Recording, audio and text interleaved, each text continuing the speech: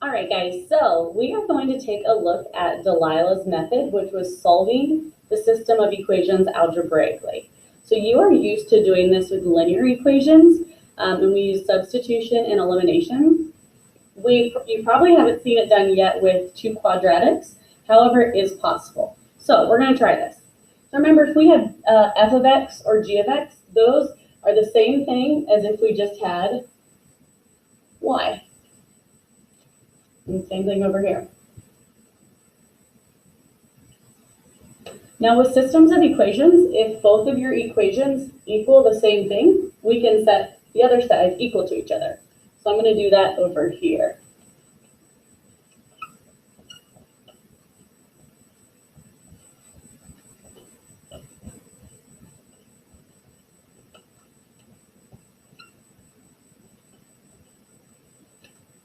Okay, so here they're set equal to each other. Now if this was a linear equation, we'd want to move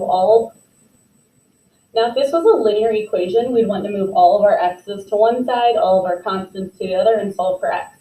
However, when we have quadratics, we have to factor. So that means I want to get all of my terms on one side, and so that this side equals 0, then I can solve for my x. So I'm going to start doing that by adding my 2x squared to both sides.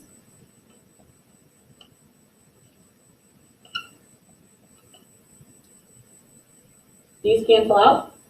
2x squared plus 2x squared is 4x squared. So then I have the rest of my equation. Now I'm going to move my 1x over.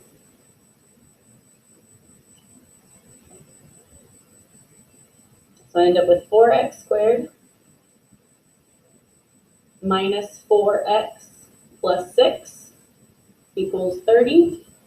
And lastly, I will subtract 30 over on the other side to get this to equal 0. Cancel it out. So I end up with 4x squared minus 4x minus 24 equals 0. Okay, my first step is done. Now I need to factor this. Okay, so I have 4x squared minus 4x minus 24 equals 0. The first thing I want to do is factor out a GCF, and I can see here that a 4 would come out. So I can divide everything by 4. So these cancel, and I have x squared minus x negative 24 divided by 4 would give me 6 equals 0. So now I have a quadratic that's easier to work with. Okay, and this is where we set up our reverse box method.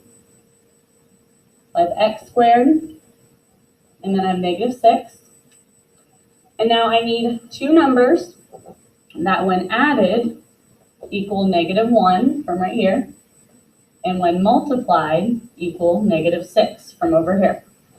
So factors of 6 would be 6 and 1.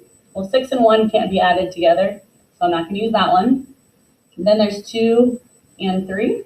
And sure enough, if we do 2 and 3, okay, we know one of them has to be negative. In this case, it's going to be the 3 because we need to get to a negative 1. So I have 2x and negative 3x. Then remember, I am looking for GCFs in my columns and in my rows. So I have x, x, 2, and negative 3. So the factors that I'm going to be using are x plus 2 and x minus 3. We set both of these equal to 0 and solve. So I subtract 2 on each side. My 1x equals negative 2. My other x equals a positive 3. So these are my x's. However, when solving a system of equations, we need ordered pairs. So we are going to plug each of these back into one of our original equations to find the y value when we would plug in this x. So I'm going to use this first one here because it doesn't have a negative out front. So I'm going to take 2 from up here times negative 2 squared minus 5 times negative 2 plus 6. So negative 2 squared is 4. 2 times 4 is 8. Negative 5 times negative 2 gives me a plus 10, plus 6. 8 plus 10 plus 6 is 24. So one of my ordered pairs is negative 2, 24. And then we're going to do the same thing with our 3. So instead of a negative 2 here, I'm going to put a 3.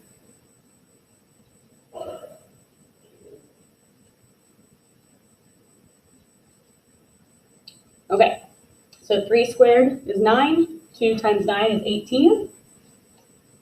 Negative 5 times 3 gives me negative 15 plus 6, and that equals 9. So my other ordered pair is 3, 9. So Delilah was right. Algebraically is a good method to use to find points of intersection, but if it were up to me, I think I would prefer graphing.